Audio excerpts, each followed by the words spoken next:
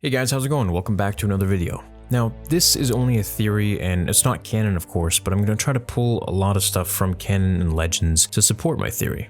Hence the channel's name, Star Wars Theory.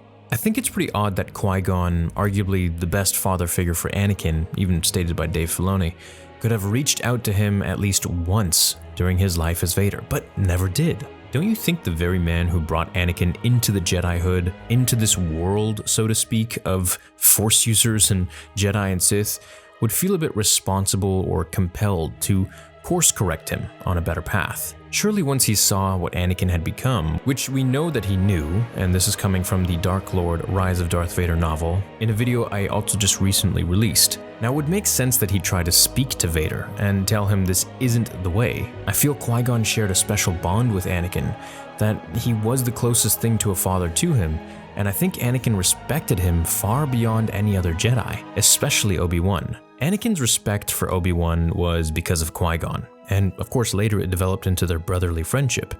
But alas, I believe Anakin needed a father figure, and not just an older, more experienced, albeit physically weaker brother. And I don't mean physical as in muscles, I mean physically in the Force. Let's not forget, Anakin was many years younger than Obi-Wan when they fought, and yet they were still matched in power. If anything, Anakin's power was far greater, he just wasn't able to focus that power to properly attack Kenobi, and in the end, made a stupid decision. Essentially, his arrogance blinded him.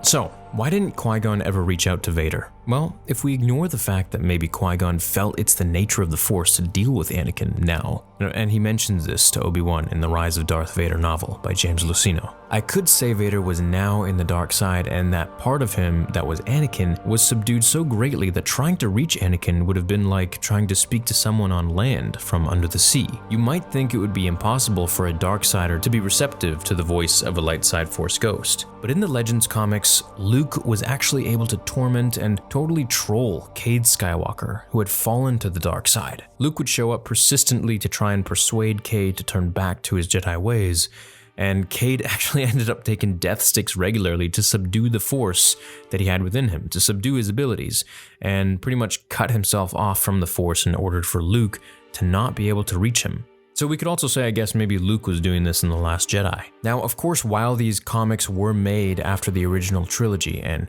Qui-Gon was made for the prequels, it can still be debated in universe why this didn't happen, or why it could or couldn't happen in the Kenobi show. Qui-Gon reaching out to Vader in Kenobi would be really intense. It would create doubt within Vader. It would cause him to really question his actions going forwards. I believe Qui-Gon could reason with him and tell him that what he has done is in the past and cannot be changed, but his future can. This is not the Anakin he met on Tatooine. This is some twisted and sad delusion of that image.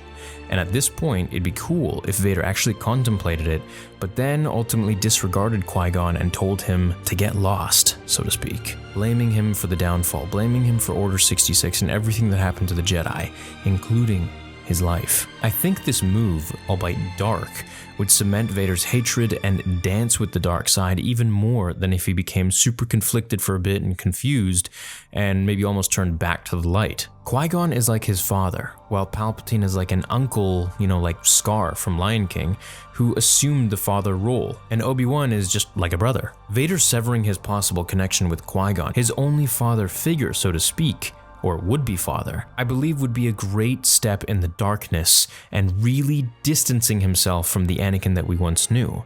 I believe that this is what the show will ultimately need to do in the end for Anakin and Vader's character, to show us the character evolution that Vader takes, further and further away from the Anakin that we knew in Revenge of the Sith, and closer to the Vader that we see in Rogue One and A New Hope. Because at this point, he's still, halfway. If he's fully converted to the dark side, let's say, with 0.1% of Anakin in there somewhere, in A New Hope or Rogue One, which are around the same time, then we could say that during the Kenobi show, which is only 10 years after Revenge of the Sith and 10 years before A New Hope, then he's really just kind of in the middle. He's only half as dark as he will be later on in the movies. So if that means he's half as dark, then he's half as light, which should mean that Anakin is still much more prevalent at this point than in Rogue One. Now, one power that Anakin lost entirely was his most prominent power of all, which was to see into the future. He lost this one on Mustafar after his battle with Obi-Wan. If this wasn't taken away,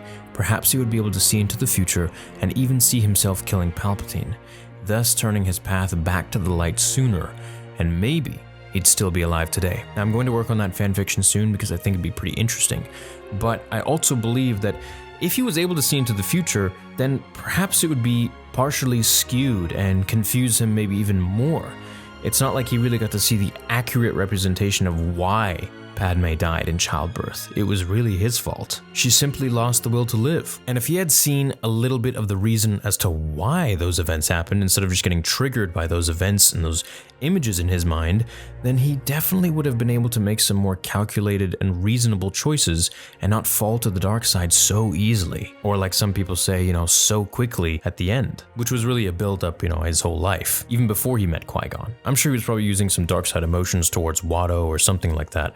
I can't believe that nothing supernatural ever happened to Anakin as a kid. Like maybe he crushed a pit droid or something with his mind just due to anger, or choked Watto by accident. I mean, it just seems like Anakin would be able to have these random feats that he just couldn't explain as a kid due to his really high midichlorian level. But in the end, he wouldn't know how he did it, and he wouldn't know how to do it again, or if he even did it. That's also maybe an interesting topic in itself that I'd like to expand on. But as for Qui-Gon reaching out to Vader in the Kenobi show, I think it could be possible, but it would also just kind of make it a little bit too far-fetched in my opinion, which I know is saying a lot for the Star Wars universe, but I just think they should keep Qui-Gon to speak with Obi-Wan. However, it would be nice if we got a bit of understanding as to why he never reached out to Anakin, because he spoke to Yoda when Anakin was slaughtering the Sand People in Episode 2, and spoke to Yoda at the end of Revenge of the Sith, and then of course speaks to Qui-Gon during, Kenobi, as in, all the books that we read, Kenobi, the rise of Darth Vader and so on. So he's obviously around, he obviously sees what's going on, but he's just not really making an effort to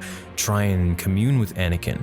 And so is that because he's fully in the dark side, or 99% in the dark side now? Or is it because he believes that Anakin just needs to follow the will of the Force, and the Force will decide Vader's fate from here? But he must feel pretty devastated, he must feel pretty broken as for what has become of the Chosen One, that he so wanted everyone to train and accept into the Jedi Council. Let me know what you think about this down below. Would you like to see Qui-Gon speak to Vader in the Kenobi show? How would you like Vader to respond? Do you want him to be receptive of it and to be like, oh, Qui-Gon, I missed you, or why were you not there for me? Or do you want him to be completely shut down and cold and stonewalled? Let me know down below. Make sure to check me out on Spotify, Amazon Music, and Google Podcasts. New podcasts up every single day with exclusive ones every single week. I'll be holding some cool contests over there, so if you want to enter, make sure to check those out regularly because they'll be dropping soon. Thanks for listening, and I'll catch you in the next one. Until then, remember, the Force will be with you, always.